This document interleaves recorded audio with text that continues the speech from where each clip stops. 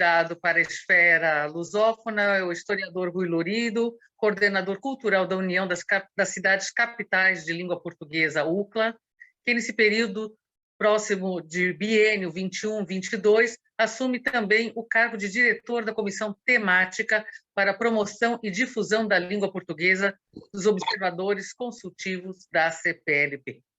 Então, muito boa tarde, muito obrigada por ter aceito o nosso convite para participar desse webinar.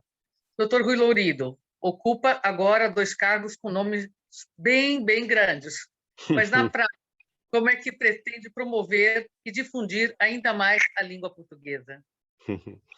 Então, muito boa tarde, é um prazer ser seu convidado e falar consigo, Adriana. Agradecer também à Matriz Portuguesa e a esta iniciativa específica da esfera lusófona o convite sobre os novos desafios que se encontram neste ano de 2021.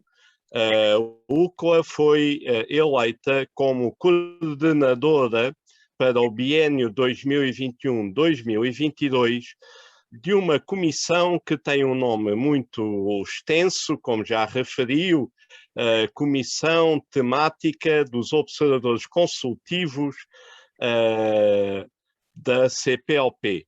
Esta Comissão Temática para a Promoção e Difusão da Língua Portuguesa aprovou recentemente, no início do mês de março, o seu plano de atividades em que as 14 instituições que nos compõem vão desenvolver e integrar dentro desta comissão. Tanto as nossas atividades serão as atividades das próprias instituições relacionadas com a língua portuguesa, que agora, tendo em conta a sinergia criada com esta comissão, vão desenvolver de uma forma mais dialética, mais profunda, mais global, as suas atividades, que não ficam circunscritas unicamente a cada uma das instituições, porque, nomeadamente a UCLA, através das suas 55 cidades, como uma organização intermunicipal de apoio ao desenvolvimento, mas de grande preocupação com a cultura, a UCLA desenvolve 3 pilares no campo da cultura todos os anos que são essenciais. O primeiro é o Prémio Literário UCLA, que se chama Novos Talentos, Novas Obras em Língua Portuguesa, que tem um júri com um elemento de cada um escritor de cada um dos países da língua portuguesa, e que este ano selecionaram, portanto, um brasileiro como vencedor pela obra Sonho de Amadeu. O Sonho de Amadeu ganhou este ano neste prémio. Temos também, além deste... este prémio tem a grande particularidade de se ter afirmado, está na sua 6ª edição, e afirmou-se desde o início como o mais amplo a nível das candidaturas que são enviadas para este júri.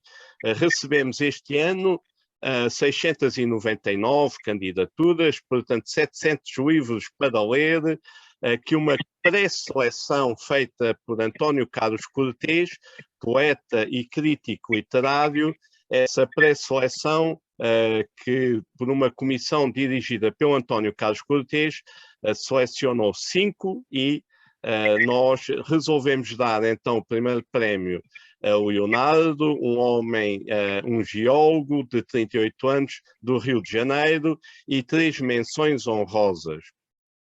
Igualmente para brasileiros por o livro Rios, é um segundo, Do Lobo ao Cão é um terceiro, e um livro de poemas Amadeus.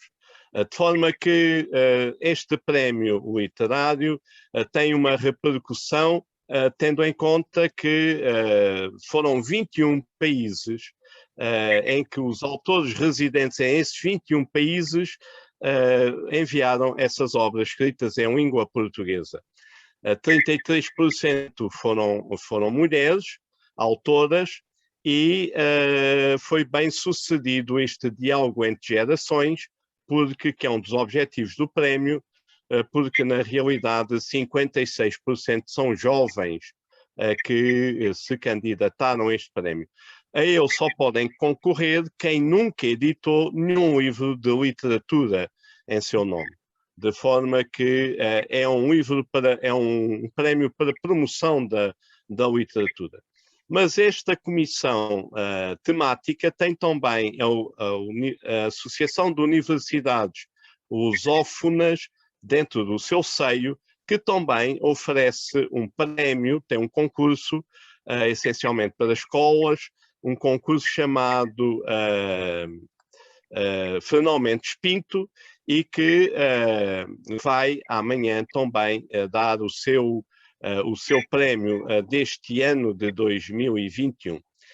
Mas outras organizações, para comemorarem o Dia da Língua Portuguesa, que se realiza amanhã, vão igualmente fazer várias iniciativas. Por exemplo, a Fundação Oriente, que é nosso membro, vai organizar ciclos de cinema, palestras, e vai também, quer em Goa, Dili e Macau, realizar sessões de homenagem e promoção do Dia Mundial da Língua Portuguesa.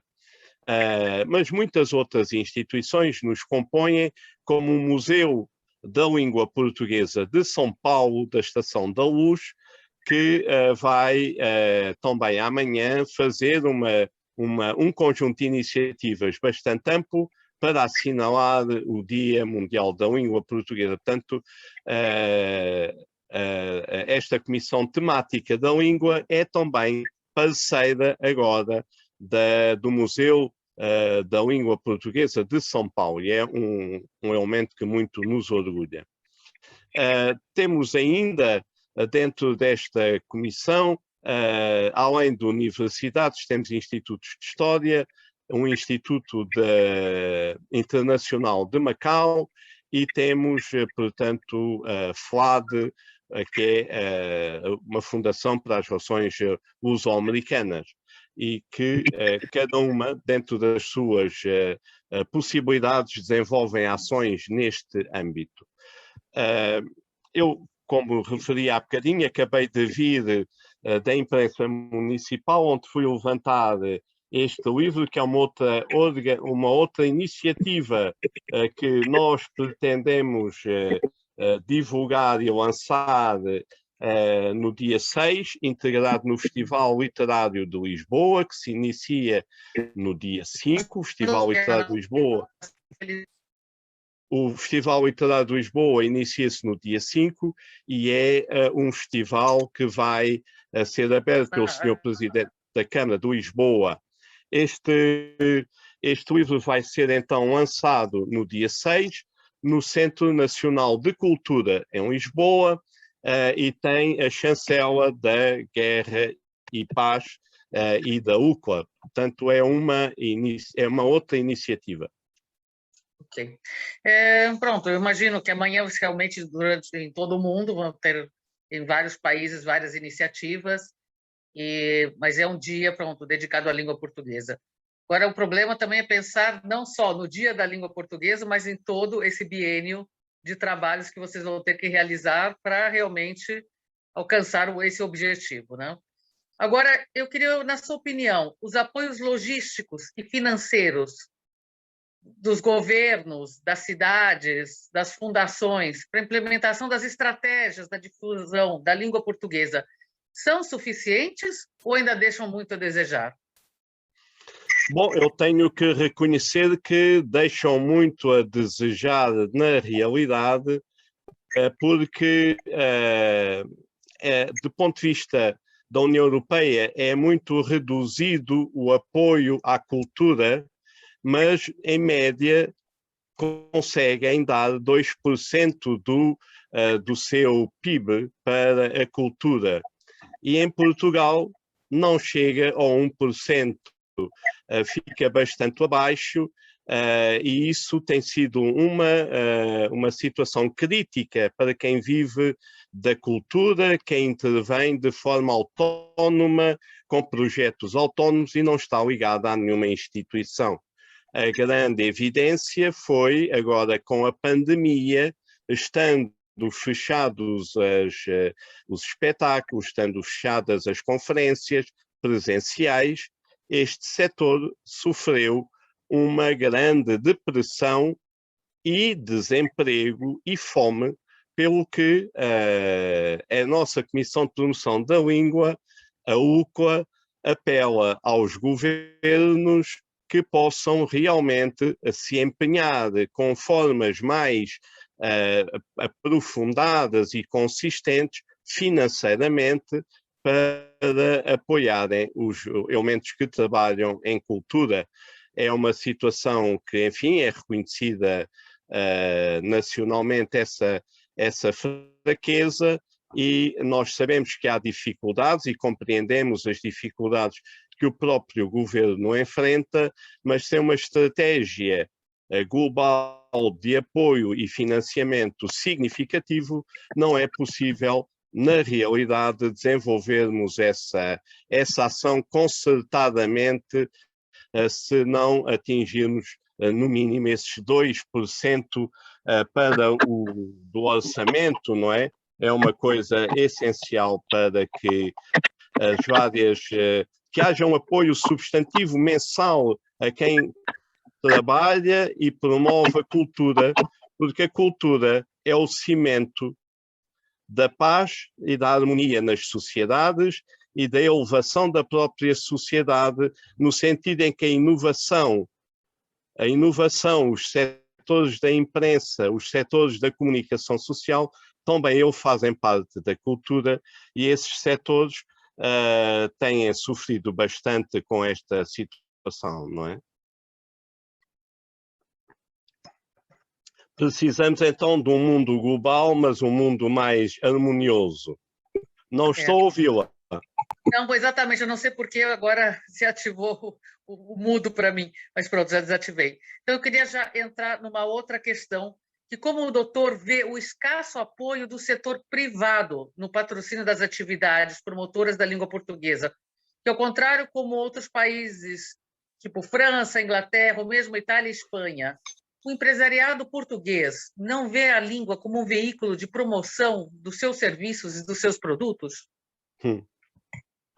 Sim, em Portugal a lei do mecenato não tem sido eficiente, não responde aos anseios, àquilo que os empresários gostariam de ver quando apoiam uma iniciativa.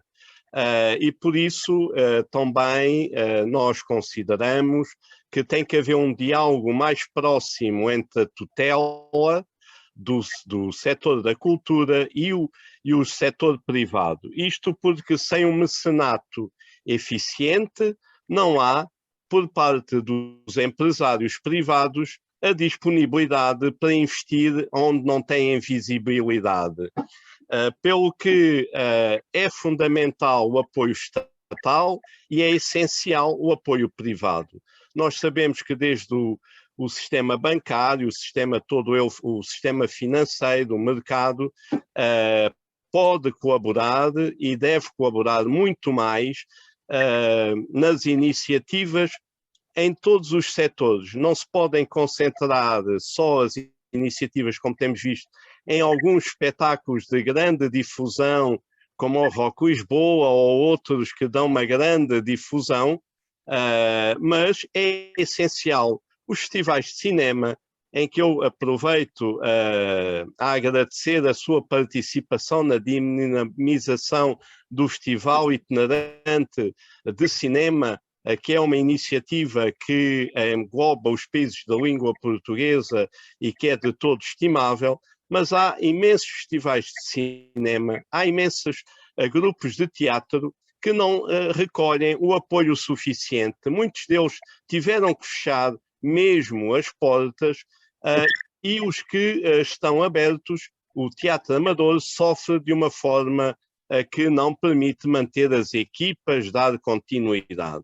Por outro lado, temos a formação universitária, a formação de músicos, em que as dificuldades de encontrar trabalho para os jovens que acabaram os seus cursos na área da cultura é muito acentuada. E, portanto, só através do diálogo entre a tutela e os privados é possível que a criatividade espontânea da população que se organiza em associações, algumas delas até de bairro, que têm um apoio fundamental para a comunidade que está próxima. Se não forem apoiadas, é um trabalho voluntário pós-laboral que não tem uma continuidade que permita um profissionalismo e uma qualidade criativa. Por outro lado, as artes plásticas são altamente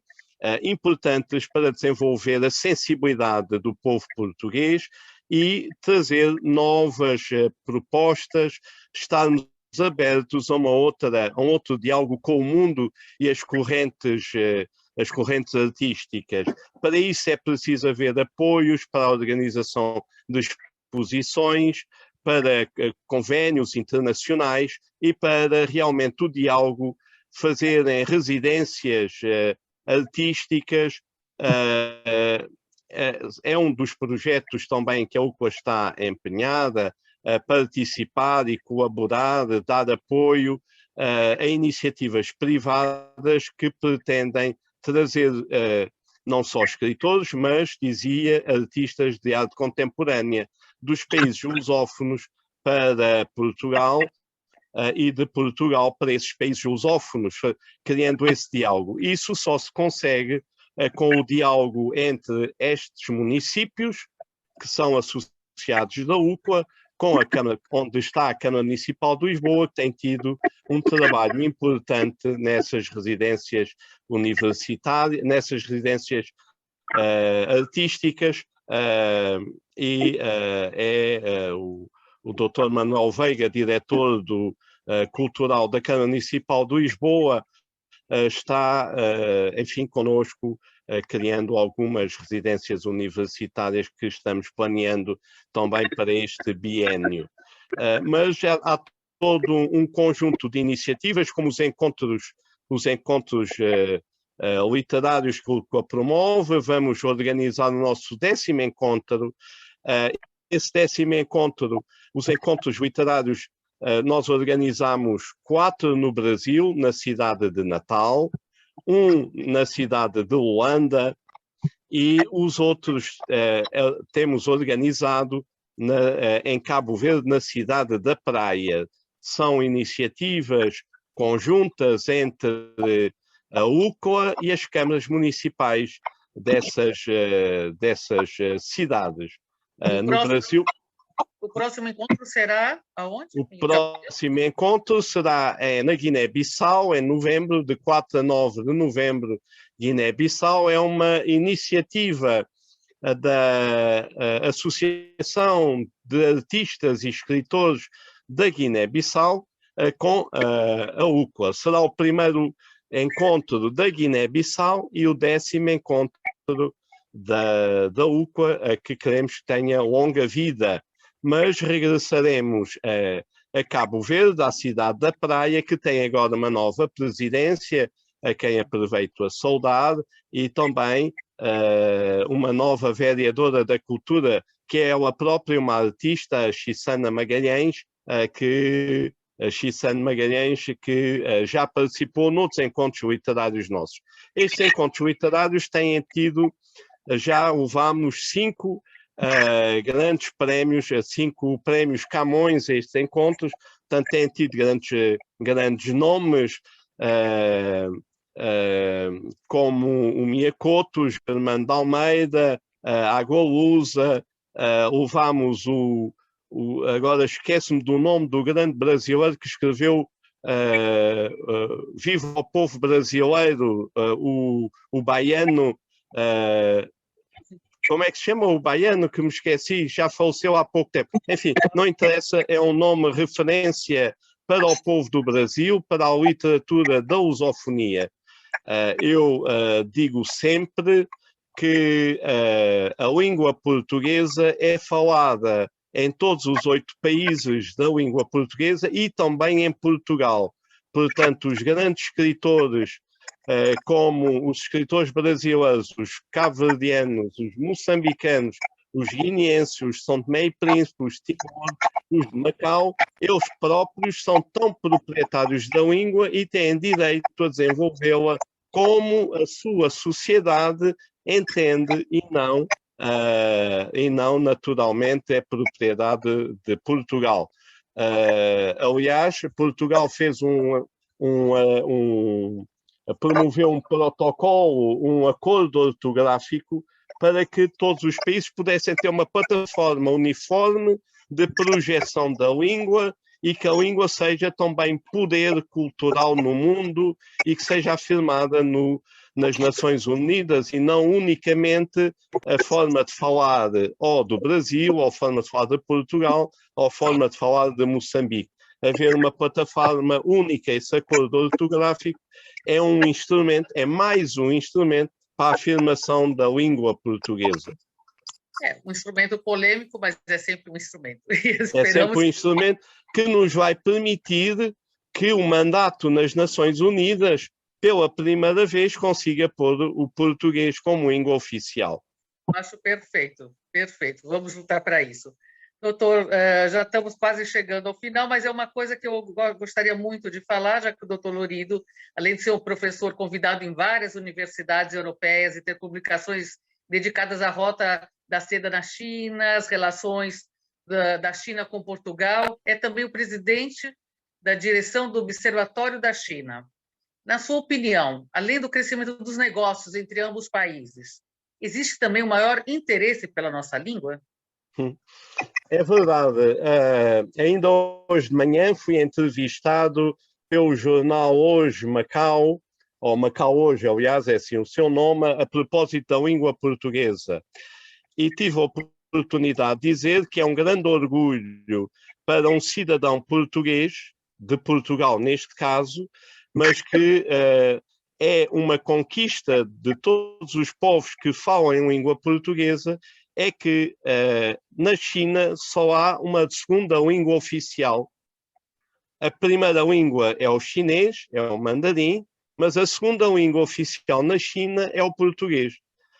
Porque existe um território na China onde é a língua do governo regional, chama-se RAEM, Região Administrativa Autónoma de Macau. Essa região tem uma segunda língua oficial além do chinês e essa língua é a língua portuguesa. Por outro lado, dos países que não têm como língua-mãe o português, é o caso da China, de todos esses países no mundo, o que mais promove e difunda a língua portuguesa é, sem dúvida, a China. Porquê? Porque se há 10 anos a China tinha 5 universidades a ensinarem a língua portuguesa, hoje ultrapassam as 30 universidades a ensinar a língua portuguesa. Portanto, do ponto de vista numérico, saem mais professores de português da China realmente do que nos outros países que não falam a língua portuguesa, mas que também dão a língua portuguesa. Hoje temos realmente a possibilidade de ter chineses a falar português em Macau, em Moçambique, em Angola, nas empresas chinesas, mas também nas empresas portuguesas que vão para a China. Portanto, esta sincronia entre as diferentes línguas é importante. O Brasil, não podemos esquecer, o Brasil deu os 2 primeiros professores de língua portuguesa na China. Eram brasileiros, eram comunistas fugidos da ditadura militar brasileira fugindo do fascismo no Brasil, eles foram para a China e eram artistas e escritores e foram convidados e em 1961 deram aulas numa universidade de Pequim e aí começou o primeiro curso de língua portuguesa. Portanto, temos que estar muito agradecidos ao papel que o Brasil tem na promoção da língua portuguesa, porque devido aos seus quase 200 milhões de habitantes, ele é o grande promotor e difusor da língua portuguesa. Basta ver que entre os 700 obras que recebemos, 300 e muitas são do Brasil. Ou seja, o Brasil tem mais escritores a escreverem do que qualquer outro país em língua portuguesa. Tem sido altamente benéfico os professores brasileiros que têm estado em múltiplas universidades em todos os países da língua portuguesa. Os brasileiros estão em Angola, Moçambique, estão na China, estão em muitos outros países a ensinar a língua portuguesa para nós, portugueses, isso é um valor inestimável. Então, só para fechar aqui, na sua opinião, o senhor acha que, então, tanto a China como pode ser outros países asiáticos seriam onde a língua portuguesa poderá ser mais difundida no futuro?